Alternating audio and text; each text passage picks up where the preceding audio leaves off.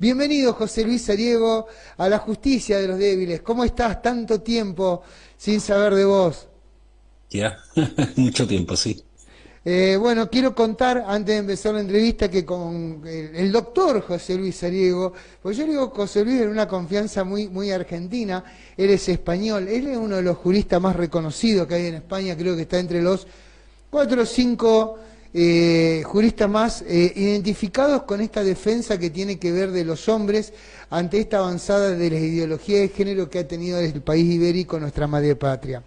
Él es Ujú. integrante de lo que es la ICSP, que en castellano es la Conferencia Crianza Compartida, Conferencia Internacional Crianza Compartida, y Ujú. que le voy a dar, aparte de darte la bienvenida, José Luis, te voy a pedir que nos cuentes qué es la ICSP y qué es exactamente lo que hace con respecto a lo que tiene que ver en Europa y al resto del mundo.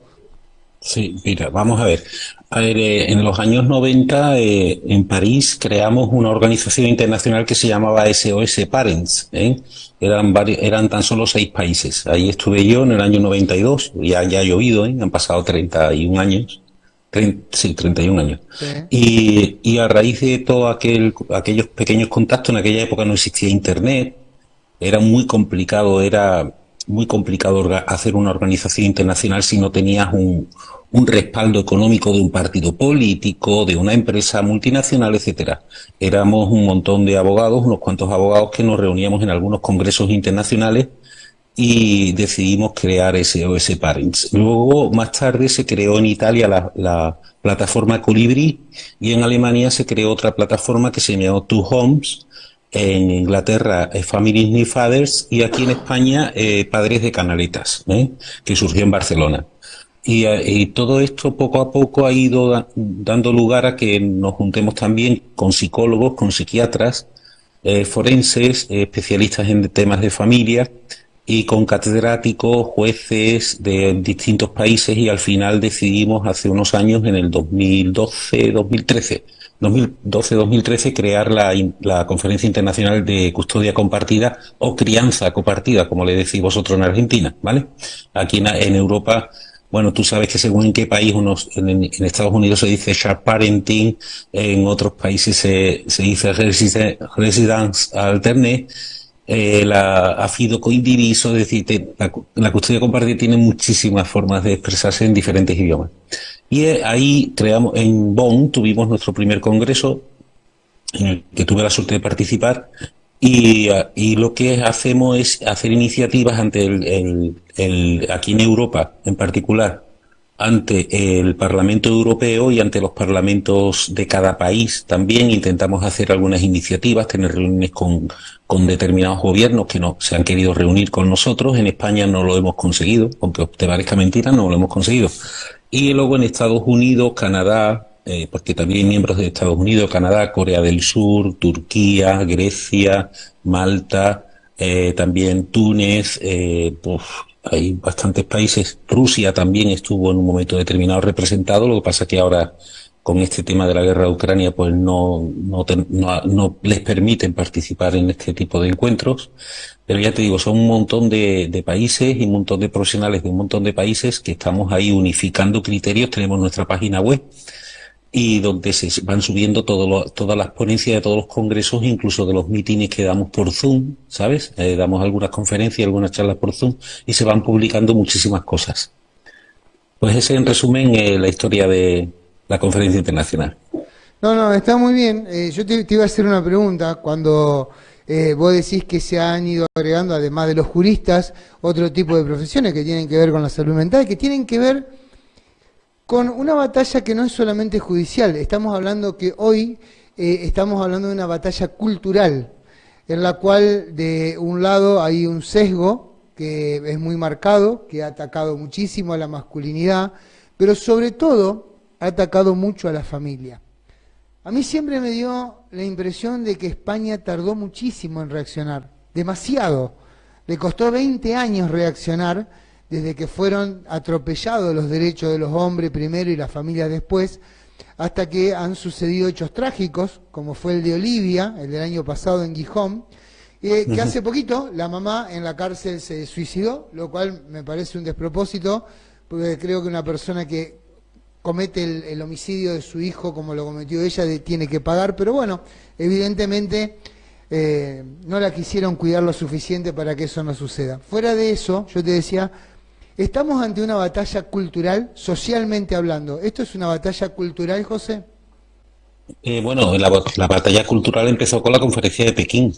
La conferencia internacional de Pekín, auspiciada por Naciones Unidas, que determinadas organizaciones feministas vieron la oportunidad de colarle al resto del mundo la ideología de género. De hecho, te cogen las actas en inglés de la conferencia de Pekín y luego las traducciones que se han hecho al español, por ejemplo, y muchas cosas no tienen nada que ver con lo que se habló allí. Muchísimos países africanos votaron a favor porque no sabían de lo que se les estaba hablando. Yo he hablado con personas que estuvieron en la conferencia de Pekín, también en la que hubo un poquito antes en el Cairo, la conferencia internacional sobre la mujer y tal, y todo eso se metió en una agenda a través del Grupo de Río. No sé si has oído hablar del Grupo de Río. Sí. Podés hablar de él si querés.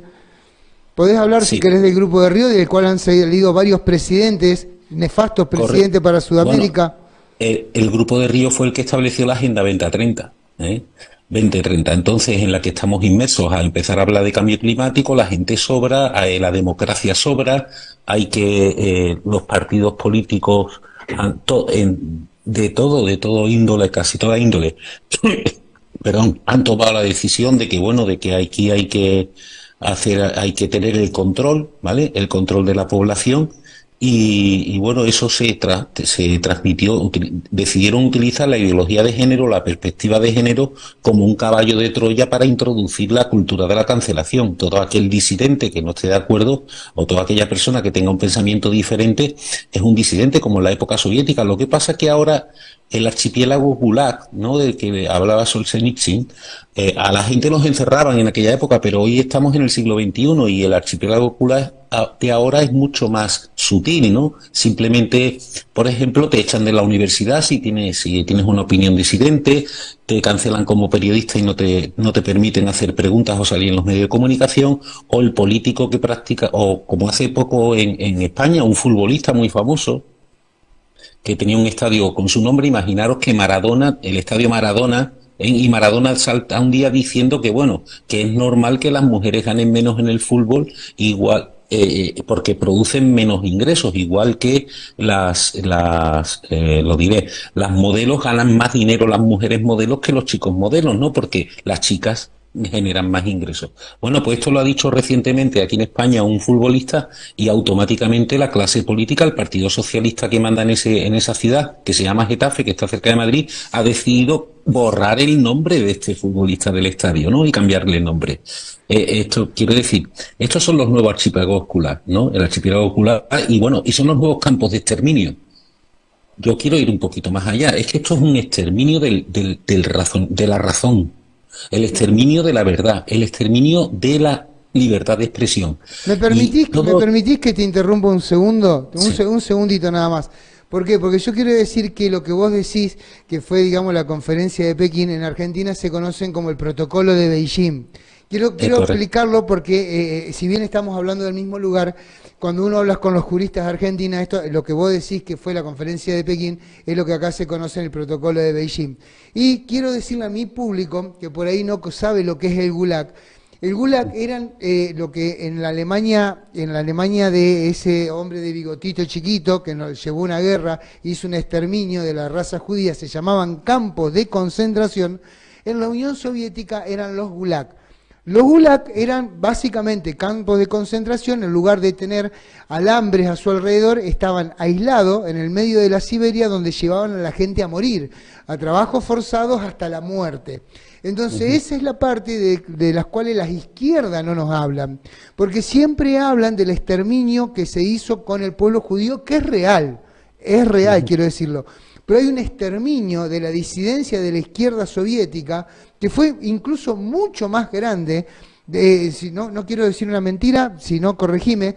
Los muertos en campos de concentración durante toda la Segunda Guerra Mundial fueron 8 millones y los muertos en el Gulag fueron 25 millones. Y correcto. De eso no se habla. Stalin fue uno de los mayores asesinos del mundo, ¿no? Stalin, Bueno, Stalin junto con Pol Pot y Mao Zedong, que son los tres bueno, de la izquierda, son los tres más grandes genocidas de la historia y no se habla. Pero bien, discúlpame que te haya sí. hecho esa interrupción, quería explicárselo al público, porque si no por ahí vos decís de Pekín y acá lo se conoce como Beijing, y vos decís Gulag y en realidad estamos hablando de los campos de concentración soviéticos. Disculpa, adelante José Luis. Sí, mira, de hecho, uno de los regímenes políticos que todavía existen comunistas en este mundo y que es muy poderoso, que es el régimen de Pekín, ¿no? De China.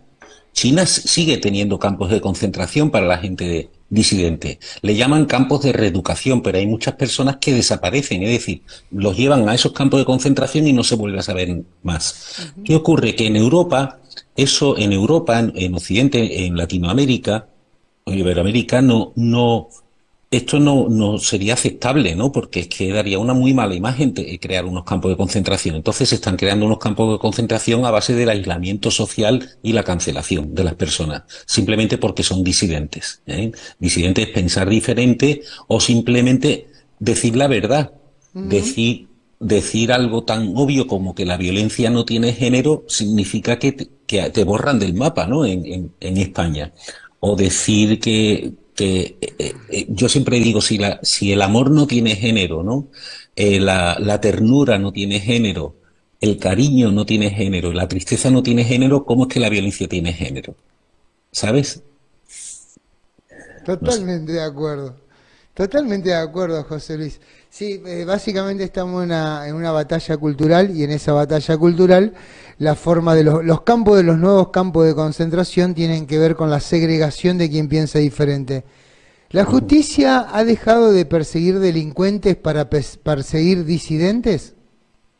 En mi opinión es que el problema que tenemos en Latinoamérica y en Europa es que los delincuentes han llegado al poder, simplemente. Entonces, lógicamente, los delincuentes no van a defender a la gente de bien, a la gente que produce, a la gente que rentabiliza su vida, que quiere tener un futuro mejor, sino que está favoreciendo a otros delincuentes para seguir manteniéndose en el poder, a sus socios delincuentes. De hecho, aquí en España ya sabemos que existe determinadas conexiones entre la clase política y el narcotráfico, el tráfico de armas, etcétera, etcétera.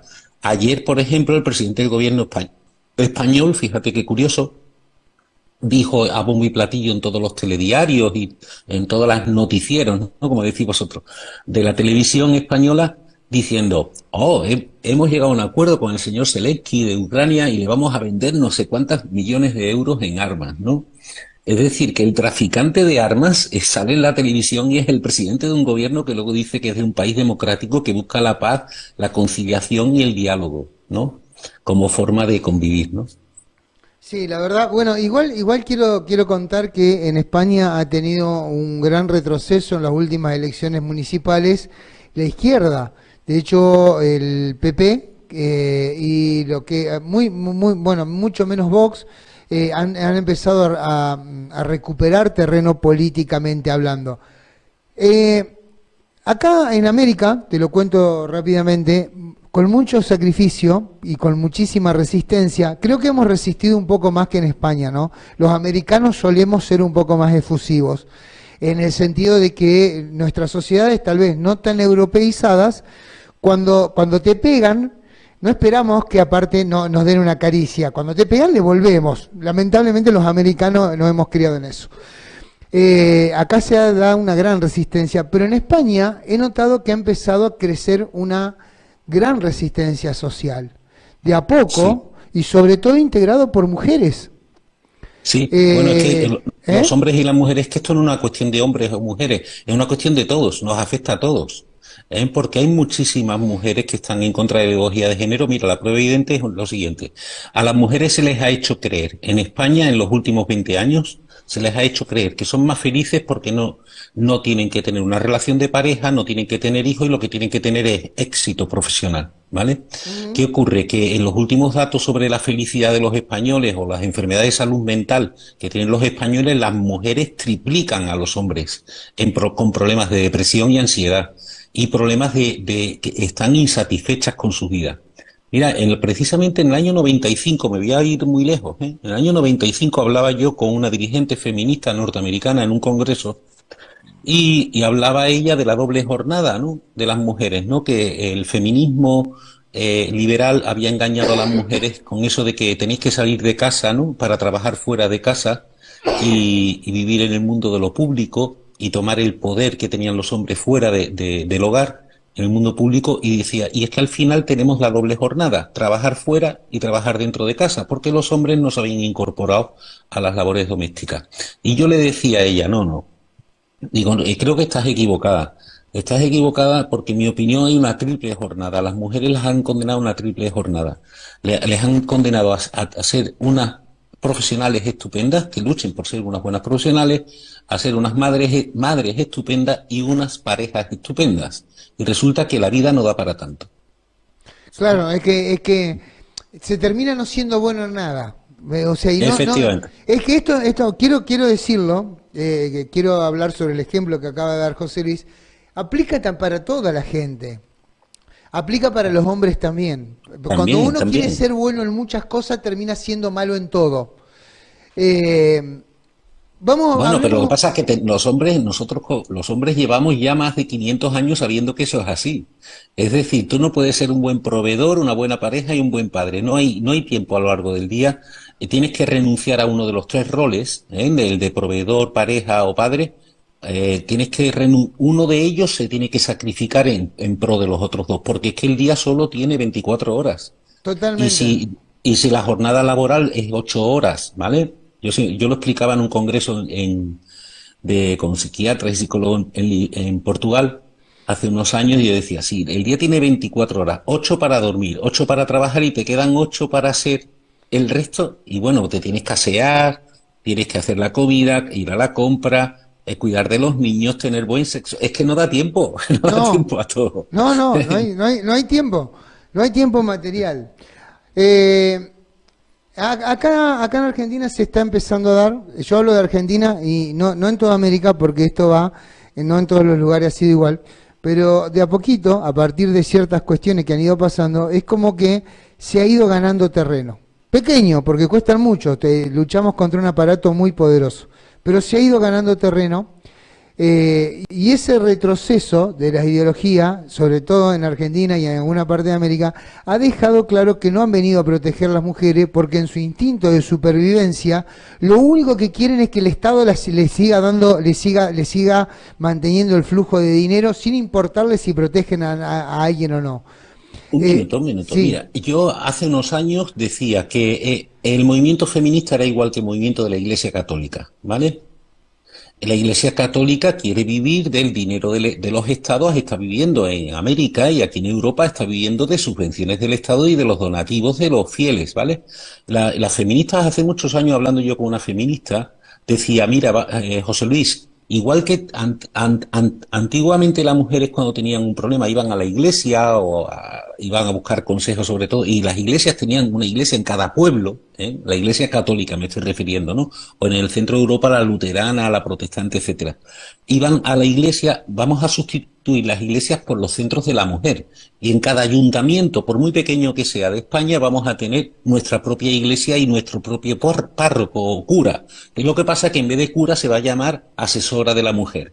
¿Eh? Y lo han conseguido, han montado el mismo chiringuito, la misma estructura de la Iglesia Católica, pero fíjate con una diferencia. En la Iglesia Católica los que mandaban eran los hombres y en los centros de la mujer y en todos estos sitios los que mandan son las mujeres. Entonces, como no hagamos algo, todo esto se va a perpetuar casi 2000 años como lo ha conseguido la Iglesia Católica, ¿no?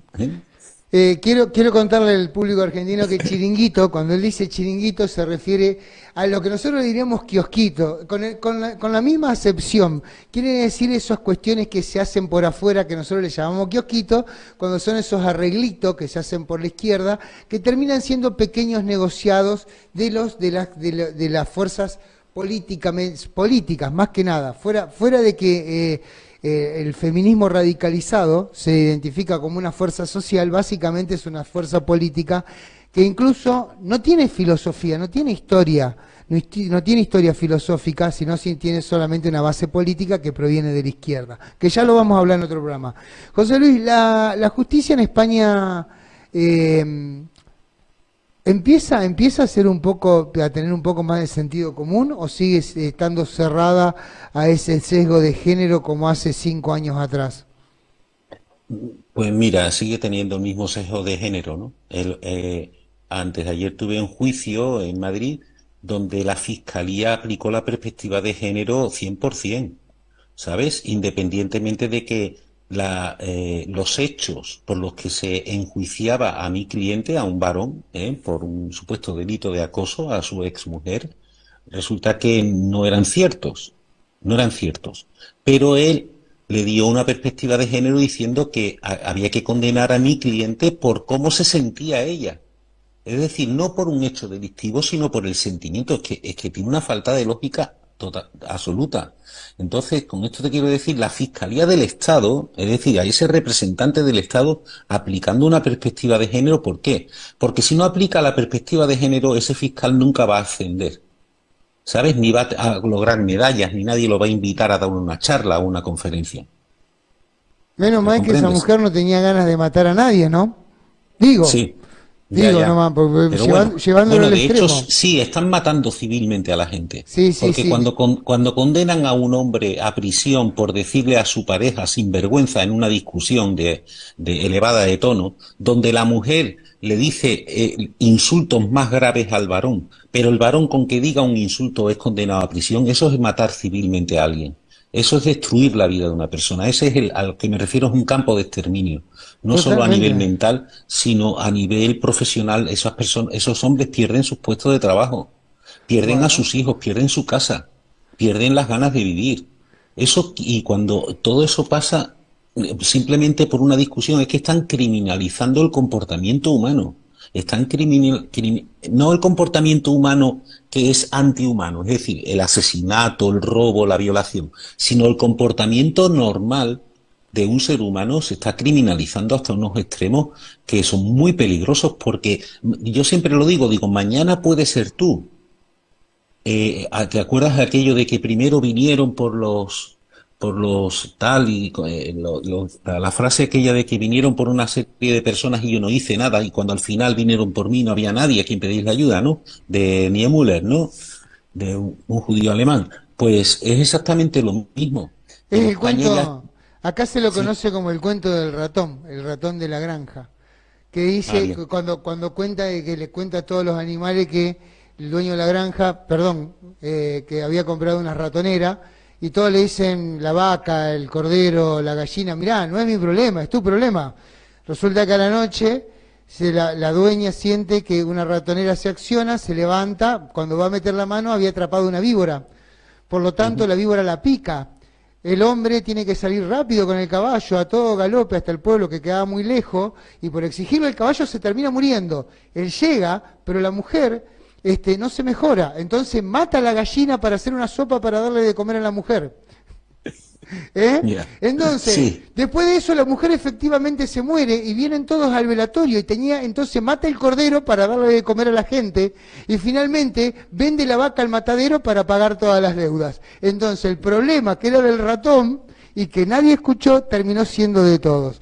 Perdón por interrumpirte.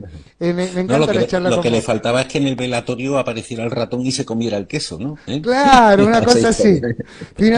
Finalmente, si no reaccionamos, yo quiero que el público argentino lo Sí. escuche muy atentamente a José Luis, porque todo lo que está contando es lo que nos va a suceder a nosotros si permitimos que esto siga avanzando. José Luis, socialmente, la sociedad de España, ¿cómo se para ante esta realidad de una persecución indiscriminada de los hombres? ¿No sienten que todos los hombres están en libertad condicional?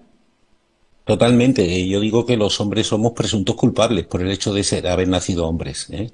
De todas maneras, la sociedad española, ¿por qué no ha reaccionado? Ten en cuenta que esto, en España, el Partido Socialista y el Partido Popular, es decir, la derecha y la izquierda liberal, neoliberal y socialdemócrata fracasada, porque yo digo que eso es una socialdemocracia fracasada y fallida, lo que está pasando, porque una sociedad que no es capaz de generar la ilusión en su población de crear una familia, de tener un mejor futuro, me parece un sistema político fallido, ¿no? De hecho, las mujeres españolas ya no tienen hijos. Las mujeres españolas están cada vez más enfermas mentales, y no lo digo yo, lo dicen los datos del Instituto Nacional de Estadística de la cantidad de enfermedades mentales que tienen las mujeres. Y los hombres, encima, estamos siendo maltratados por el Estado. Pues dime tú a mí si esto es un estado del bienestar, como nos han querido vender, ¿no? En mi opinión, la sociedad española, ¿por qué no reaccionó? Porque en el año 2004, cuando se aprobó la Ley de Violencia de Género, que estableció, que no se nos olvide, y esto quiero que lo sepa la gente, en la época de los nazis, en la Alemania nazi, a una persona la condenaban y la mandaban a un campo de concentración por el hecho de haber nacido judío. ¿Eh? Eso se llama derecho penal de autor. En los tribunales de Nuremberg, que no hubo solo un juicio, sino que hubieron muchos juicios de Nuremberg, de ahí salió una legislación internacional que prohíbe el derecho penal de autor. Junto con la Declaración Universal de los Derechos Humanos, que todos sabemos que fue después de la Segunda Guerra Mundial. Muchos políticos y muchos líderes mundiales, buena gente y buenas personas, decidieron que no volviera a ocurrir lo que pasó en la Alemania nazi. ¿Qué ocurre? Que en España en el 2004 se aprueba un derecho penal de autor, es decir, por el hecho de ser hombre tú ya eres culpable, presunto culpable. Aunque digan los juristas que no, no es cierto. Las prácticas judiciales, las prácticas policiales, las prácticas sociales, se presume que el hombre es el culpable. Basta ver los vídeos que se suben a internet, los experimentos sociológicos que se han hecho en Inglaterra, en Francia, en Barcelona, en Milán, porque lo hemos hecho en diferentes países. Una mujer agrede a un hombre, ¿no?, y la golpea y fuertemente, y la gente se ríe. Sin embargo, el hombre le levanta la mano y todo el mundo salta sobre él, ¿no? Y a lo mejor no sabe que ella le ha agredido antes. Quiero decirte con esto que todo el mundo, ¿quién no iba a estar a favor de acabar con la violencia que sufren las mujeres en el ámbito doméstico? Todo el mundo, políticamente era correcto. Lo que pasa es que se vendió con una idea de que en España, un informe, una macroencuesta que fue falsa, luego se demostró que era falsa, que elaboró el gobierno diciendo que en España habían 2 millones de mujeres maltratadas.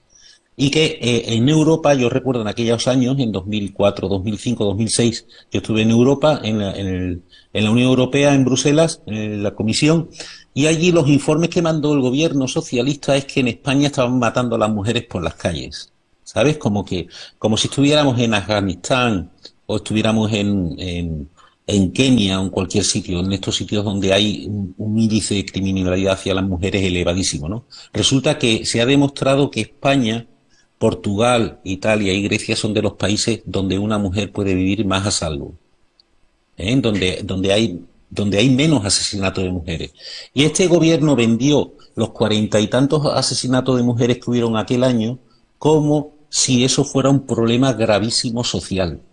Y era incierto porque ya en Inglaterra, en el Reino Unido, en los años 90 se hizo un proyecto para evitar la muerte de mujeres, perdón, en el ámbito doméstico. Se invirtió muchísimos millones de libras y se descubrió que no podía existir el crimen cero, que había un mínimo al año que eran inevitables, por mucho que es igual que los accidentes automóviles, que tú quieres invertir millones de dólares para que en vez de haber 100 accidentes, 100 muertos en accidentes de automóvil, hayan 50, inviertes el doble y siguen habiendo 50 muertos. No sé si me explico. Totalmente. Hay un índice de criminalidad que el delito cero no existe. Es imposible. Bueno, sí existe. Te recuerdo que en la Unión Soviética y en China no existen los delincuentes. El que es un violador o un asesino no es un asesino o un violador en la China actual o en la Unión Soviética. O en Cuba, por ejemplo. En Cuba también existe esa legislación. Aquella persona que mata a otra en el régimen cubano o en el régimen de China es un disidente, porque el Estado, el sistema comunista, no puede reconocer que produce delincuentes, produce disidentes. Son personas que están totalmente disociadas del sistema. Claro, aparte ellos pueden aprovechar para juzgarlo de otra manera. España está en su piso histórico de crecimiento demográfico. Hoy los jóvenes prefieren tener perros a tener hijos porque realmente no saben lo hermoso que es ver crecer un hijo, abrazar un hijo, darle un beso a un hijo y recibir la caricia de un hijo. Fuera de esto, de todo lo que vos has venido contando, ¿ha sido un soplo de aire fresco que Giorgia Meloni ganara las elecciones en Italia? Hasta cierto punto, porque los poderes fácticos son muy fuertes y el feminismo se ha instaurado hasta en los cuartos de baño, como digo yo, ¿eh? Ha llegado hasta la despensa, a la alacena de las cocinas, ha llegado a todos lados. Está bien, Entonces, pero es ganar terreno. sí, pero bueno, poco a poco todo esto, vamos a ver, 30 años de feminismo radical que se ha introducido hasta en todos los ámbitos de la vida, va a ser muy difícil tumbarlos en poco tiempo. En esto va a No, ser una no, es lucha de difícil. unos 20 años. Yo creo que en 20 años sí el feminismo, y de hecho yo creo que estamos ya en el punto intermedio de la vuelta atrás, ¿no? Del rechazo de la gente al A feminismo. mí, Mira, la prueba evidente es una cosa. ¿Te acuerdas que creo que recordaréis todos los que nos están escuchando y todas, aquella frase del papá ausente? ¿Os acordáis? Ah, es que mi papá estaba todo el día trabajando fuera de casa, mi padre no hacía vida familiar. Yo a mi padre no lo conocí porque estaba todo el día trabajando. Aquí en España se llamaba el padre ausente. No sé si sí. allí en No, Argentina no, como... no, pero contalo. Sí, eh, la, Adelante, la adelante. mamá, la mamá estaba todo el día en casa, o era ama de casa, estoy hablando de la familia tradicional, ¿no? Y el papá estaba todo el día trabajando en casa e incluso tenía un segundo trabajo para poder llegar a final de mes porque tenían 3, 4, 5 o 6 hijos.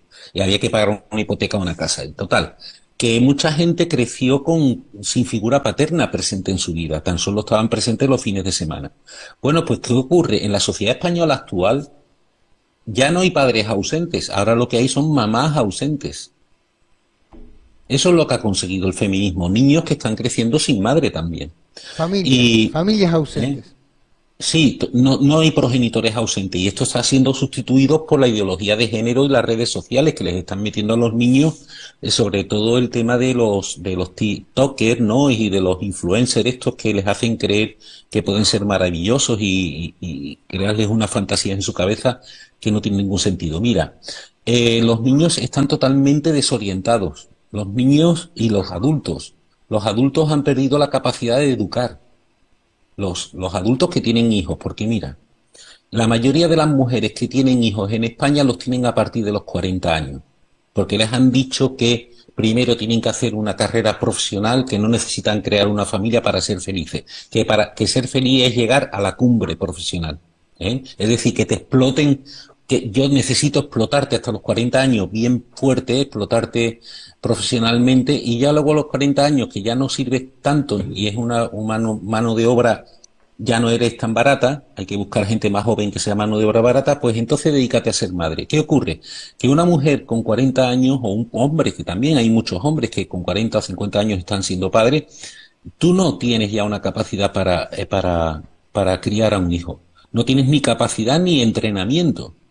Porque claro, ¿cuántos padres se quejan de que los niños no vienen con un pan bajo el brazo, con un libro de instrucciones?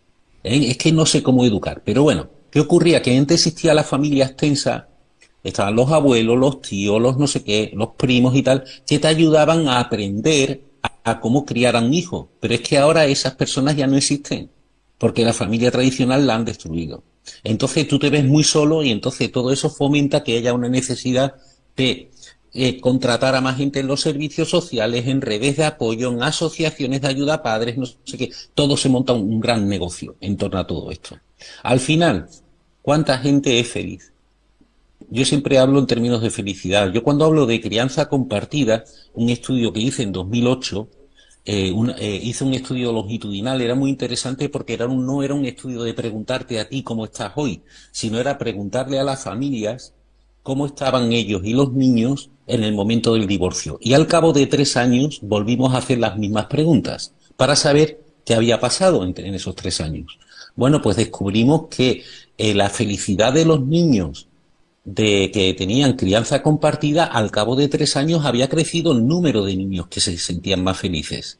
Sin embargo, en custodia monoparental materna, que era la tradicional entonces, el nivel se había quedado estable. ¿eh? Sobre todo porque casi todos eran adolescentes. Y eran adolescentes que preferían vivir solo con un progenitor y el otro verlo solamente para ir a una pizzería o a un burger, ¿no? Porque ya tenían niños, eran chicos y chicas con vida propia, ¿no? ¿Vale? Y Qué por eso te bárbaro. digo, el tema de la felicidad. Me preocupa mucho ver a gente muy infeliz en España. Las leyes han provocado que la gente sea más infeliz. Totalmente, estamos destruyendo las generaciones futuras. Lo que pasa es que las generaciones actuales lo que no tienen en cuenta es que esas generaciones futuras que estamos destruyendo son las mismas que nos van a destruir a nosotros cuando no podamos defendernos de ellos, porque son disfuncionales. Crecen como niños disfuncionales y serán adultos disfuncionales. José Bueno, Luis Ariego, nos quedan 4 minutos y siempre me En los, tri- gusta, ¿eh? en los tribunales me suelo encontrar, mira, los tribunales los divorcios de alto conflicto, en las separaciones de alto conflicto, donde hay alienación parental, obstrucción de vínculos, todo eso, la característica común de los progenitores que son adolescentes, es decir, son personas que no han madurado en su puñetera vida y se han dedicado, han sido pareja, que han tenido un hijo, pero no eran personas que estaban capacitadas ni siquiera para ser pareja y mucho menos para ser progenitores. Esa es la característica de las personas que se pelean habitualmente en los tribunales a nivel muy alto, ¿no? De conflicto. Bueno, es lo que Agustín Laje describe en su libro Generación Idiota, que también invito Ujú. a la gente que lo lea. José Luis, nos Ajá. quedan apenas 3 minutos y siempre cuento que este pequeño programa que hacemos desde el interior, del interior de la Argentina, y son pequeños no porque queremos que sean pequeños, sino porque son temas que los grandes medios no tratan. Entonces recalamos en los medios que nos dan un lugar, que generalmente son los medios pequeños que tienen el valor de salir a llevar este mensaje a la sociedad. Por eso siempre digo que esta radio que me ha acogido es una radio muy valiente, porque desde este pequeño lugar estamos llevando un mensaje. En 2 minutos y medio, si tuvieras que dar un mensaje a la sociedad, como mucho 2 minutos y medio, ¿qué le dirías a la sociedad, José Luis Ariego? A la sociedad argentina y a la A sociedad toda. española se lo digo, porque todo el mundo que nos pueda escuchar también en toda la TAM, ¿no? En Latinoamérica, eh, que tengan esperanza. Al final, la razón, la naturaleza se impone. La ideología de género va contra la naturaleza humana, va Totalmente. contra el amor, va contra todo. Entonces, al final se impone. La única pena es que cuántas víctimas vamos a dejar por el camino en esta lucha y cuántas víctimas está dejando la ideología de género y el feminismo. ¿Eh? Millones. Pero hay que seguir luchando, no hay que tirar la toalla. ¿Eh? Yo llevo más de 30 años en esto y veo que ya por fin estamos despertando en Europa. Y me encanta ver cómo en Latinoamérica, en todos los países, en Ecuador, en Chile, en Colombia, en Argentina, Uruguay, cómo hay una fuerza disidente contra esta ideología de género que está destruyendo tanto, no a las familias, sino a las A personas. la sociedad. Sí. Sí, Argentina y Perú estamos planteando la batalla más dura. En Argentina y Ujú. en Perú planteamos una batalla durísima. La verdad que sí, hay que despertar. Gracias, José Luis, por haberme dedicado esta tarde. Yo sé que en España, quiero contar al público antes que se termine este último minuto, en España es muy tarde. José Luis me ha atendido muy amablemente. Gracias por estar para la justicia de los débiles. La verdad, muy agradecido porque nos hayas regalado toda esa sapiencia que tenés. A vosotros agradeceros también este ratito de poder compartir ideas, ¿vale?